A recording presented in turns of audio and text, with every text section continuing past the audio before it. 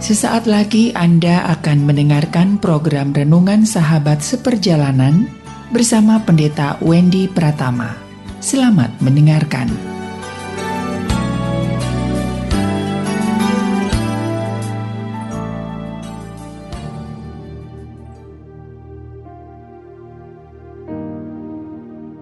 Selamat berjumpa kembali dalam layanan audio Sahabat Seperjalanan. Hari ini adalah hari Kamis 7 Juli 2022. Tema renungan saat teduh kita dengan judul Menyembuhkan Luka. Menyembuhkan luka. Firman Tuhan terambil dalam Yeremia 30 ayat yang ke-17. Sebab aku akan mendatangkan kesembuhan bagimu. Aku akan mengobati luka-lukamu. Demikianlah firman Tuhan. Sebab mereka telah menyebutkan engkau orang buangan, yakni sisa yang tiada seorang pun menanyakannya. Mari kita berdoa. Bapa yang di dalam surga, kami ingin menjadi orang-orang yang cerdas, orang-orang yang waras, orang-orang yang benar. Tatkala kami terkena luka, maka kami akan berjuang untuk sembuh dan pulih daripada luka-luka kami. Dalam nama Tuhan Yesus kami berdoa. Amin. Shalom sahabat perjalanan yang dikasihi Tuhan. Di dalam dunia ini ada dua tipe orang. Tipe orang yang pertama adalah tatkala dia hidup berjuang untuk menghindari terluka, dan kalau terluka dia berjuang bagaimana untuk sembuh. Namun ada tipikal kedua, dia sehat-sehat saja, dia sengaja melukai dirinya, bahkan kemudian mengakhiri kehidupannya. Sahabat seperjalanan, dua macam orang ini tentu kita akan menyebutnya. Yang pertama adalah orang yang waras, orang yang normal. Kalau sakit, dia akan berjuang untuk sembuh. Yang kedua adalah orang yang tidak waras, orang yang tidak normal. Sedang sehat, dia berusaha untuk melukai dirinya, bahkan menghabisi kehidupannya. Kita kelompokkan saja orang yang kedua ini adalah orang-orang yang stres, orang-orang yang depresi, orang-orang yang putus asa, lalu kemudian mencari jalan singkat, jalan yang cepat, mengakhiri kehidupannya. Sahabat seperjalanan yang dikasihi Tuhan, secara sadar kita dan tahu bahwa kita semua adalah orang yang tipikal yang pertama, orang yang waras, orang yang normal, orang yang berjuang untuk sehat, dan tatkala terkena sakit, maka kita berjuang untuk sembuh. Tatkala terkena luka, kita berjuang bagaimana luka itu boleh pulih kembali. Sahabat seperjalanan itu di dalam hal fisik. Namun secara tidak sadar kita masuk dalam tipikal orang yang kedua. Tentu luka pada bagian ini adalah bukan luka fisik. Bukan tergores oleh benda tajam, tertusuk oleh benda tajam. Bukan demikian. Namun luka apa itu? Yaitu luka-luka kehidupan. Luka-luka perasaan, luka-luka pikiran, luka-luka di masa lalu. Yang tahu dengan jelas bahwa luka itu tidak baik.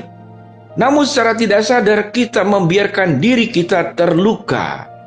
Kita membiarkan diri kita terluka. Kalau kita berjalan, di depan tahu ada lubang, kita akan menghindarinya. Kalau tidak meloncat, kita akan ke kiri atau ke kanan. Kalau kita bertemu dengan benda tajam, paku atau paku payung yang ada di jalanan, kita akan mengambilnya. Kita akan mengemasnya mungkin dengan kertas koran, atau kita minimal mematahkannya supaya tidak melukai kita dan tidak melukai orang lain. Dan kita buang ke tong sampah pun kita akan bungkus dulu supaya tidak mengena juga kepada petugas-petugas kebersihan sampah. Maka itulah orang normal. Namun secara tidak sadar sahabat perjalanan, dengan banyaknya keluh kesah, orang berkisah, orang konseling datang menghubungi saya, menghubungi juga sahabat seperjalanan. Saya terluka, saya sakit, saya pedih, saya perih, saya putus asa, saya marah. Karena saya terluka. Setelah ditanya, berapa lama engkau luka? Sudah 10 tahun yang lalu, 5 tahun yang lalu, yang terbaru 1 tahun yang lalu. Sahabat seperjalanan, bagaimana mungkin 10 tahun terluka? Lalu kemudian ditanyakan, lukamu bagaimana? Apakah berkurang, bertambah baik? Tidak, bahkan bertambah parah. Sahabat seperjalanan, kita akan anggap kelompok yang kedua ini adalah orang-orang yang seperti dari awal. Kita sepakat, orang ini tidak normal, orang ini tidak waras, dan orang ini tidak sehat kehidupannya. Bagaimana mungkin luka yang sudah 1 tahun, 2 tahun, 5 tahun, 10 tahun yang lalu masih dipelihara dan bukan berjuang untuk sembuh? Pengalaman trauma di masa lalu, dikhianati, ditinggalkan, dimanfaatkan, dikecewakan, dibuli, diperalat, diperlakukan tidak adil, dihina. Itu sudah sekian tahun yang lalu dan tetap dirawat oleh dirinya. Yang dirawat bukan kesehatannya, tapi dibiarkan luka itu terus menganga dan luka kehidupan itu terus berdarah. Sahabat seperjalanan yang dikasihi Tuhan, kita sudah sepakat dari awal bahwa kita mau menjadi orang yang waras dan orang yang normal.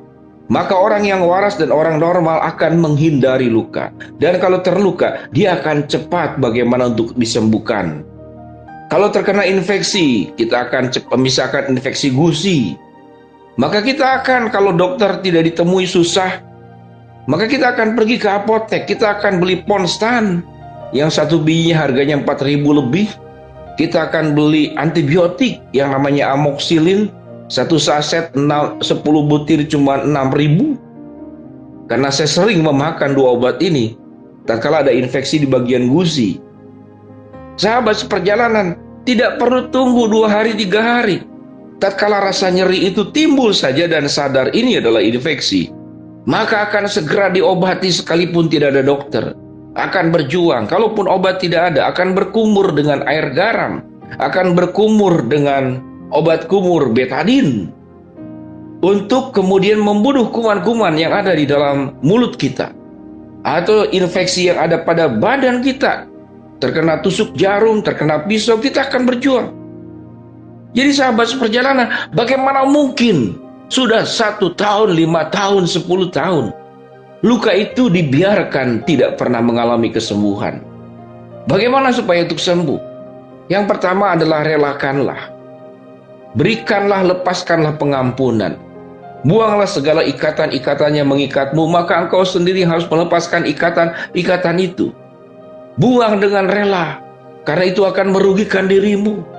Mengapa engkau membiarkan dirimu terluka sekian lama?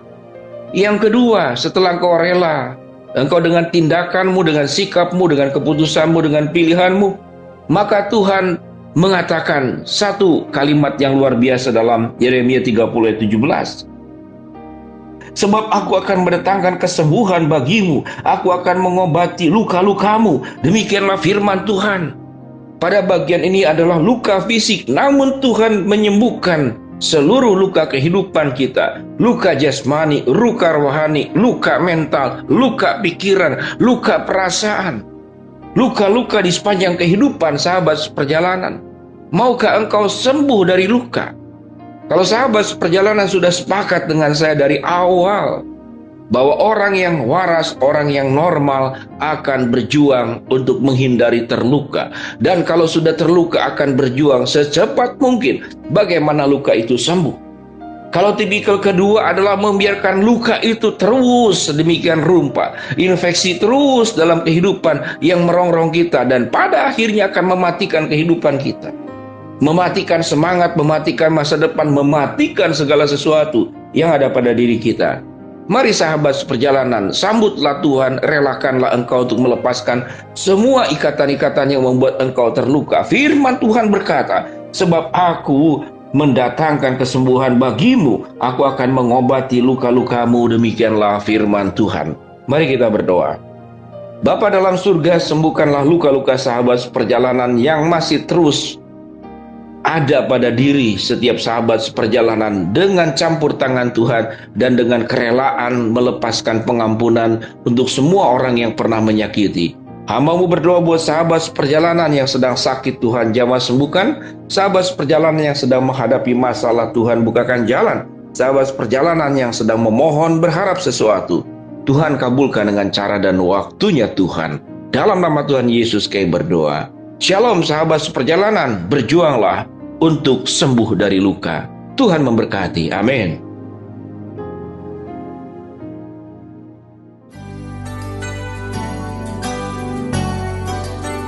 Anda baru saja mendengarkan program Renungan Sahabat Seperjalanan bersama Pendeta Wendy Pratama.